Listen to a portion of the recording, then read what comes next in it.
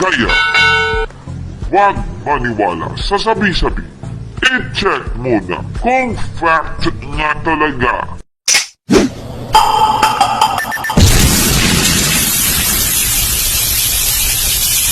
God does exist. There is God. You know what? The Bible is a truth. The Bible, it is a scientific. No? That the biblical creation is supported the evidence. No? Nature is created intelligent design. There is universe. Genesis chapter 1 verse 1, God created heaven and earth. So, nauna yung heaven, din ang earth. Are to be exactly the same. The principle of science. Regarding sa science, the estimate of universe is 13.7 billion years old. Then, estimate of earth is 4.5 billion years old. Therefore, the same information, the Bible and the science, because the science is the part of the truth. So, yan po ay isang the biblical creation na supported po by the evidence and nature. The book of Psalm chapter 19 verse 1, the heavens declare the glory of God, and the firmament shew the handiwork. See? Na nakikita naman natin, may universe, may star, may sun, solar system, God that made everything and everything else. No? Including human being. Also, God does exist. Alam ka ito na, John chapter 1 verse 1 to hanggang 4. Translation, He existed in the beginning with God. No? Nag-exist na po siya at siya sa pamagitan niya, sabi niya, God created everything through Him and nothing was created except through Him.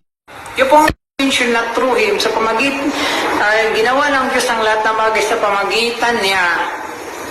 Yun po ay yung anak po, yung Genesis chapter 1 verse 26. Let us make man. Ibig sabihin, likhain natin ang tao.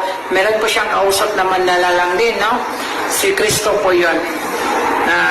Galing po sa kanyang sinapupunan at kanyang ipinanganak sa Espiritu. John chapter 1 verse 18. No?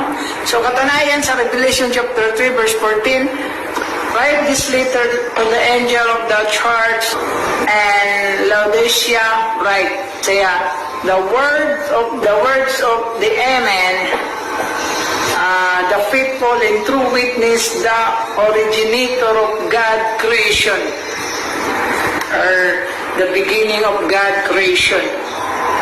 Now, see, yan po ang ating basihan po, Revelation chapter 3 verse 14, na ang God Almighty, meron po siyang anak na galing sa kanyang sinapunan, pinanganak sa Espiritu, Hebrew chapter 1 verse 4 to 5, na originator, no, na of life.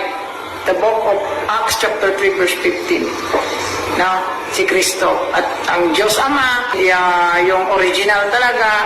Then, meron siyang anak galing sa kanyang sinapupunan na Diyos na ipinanganak sa Espiritu. Kaya, isa din siyang originator of life. Ang basihan po natin sa Gawa chapter 3 verse 15, no? Sahin nyo yan. Then, yan po ang origin of life.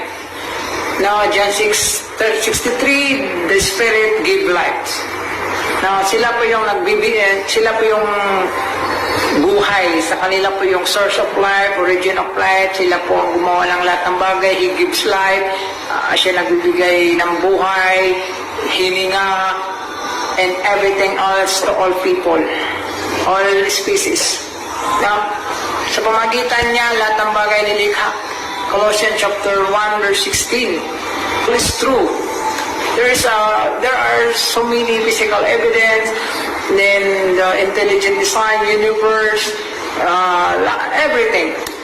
Marami pong mga basihan po na may Diyos, God does exist. Una pong tao si Adan at saka si Eva. Genesis chapter 2 verse 7, ginawa ng Diyos ang tao, the dust of the ground, then nasumpungan po ang element at mineral po in our body na tinatawag at crust of the earth. Now, na exactly po what are the Bible state in the Bible, that we came from the dust of the ground. Then Genesis chapter 3 verse 20, ang si Eve po, the mother of all living. Now, yan po, it is a scientific. Now, there is a scientific evidence. Now, marami pong mga modern science technology. Tanggap po nila ang Biblia is a true. Ang hindi lang po naniniwala sa Biblia, yung mga taong hindi naniniwala sa Diyos. But there is God. God does exist. No? Nakikita yung may universe, human being. Mali po yung mga teorya po nila na about evolution. Marami po mga fossil records na 100 billion years na po ang edad. Cyanobacteria, 3.5 billion years old na po, hindi po siya nag-exist. Ay, hindi po siya nag-evolve. Now, mga species hindi po develop into one another. Now, so, the theory and the Big Bang theory is, palpak or the foolishness of theory. Dito po tayo magtatapos. May God bless you mga guys.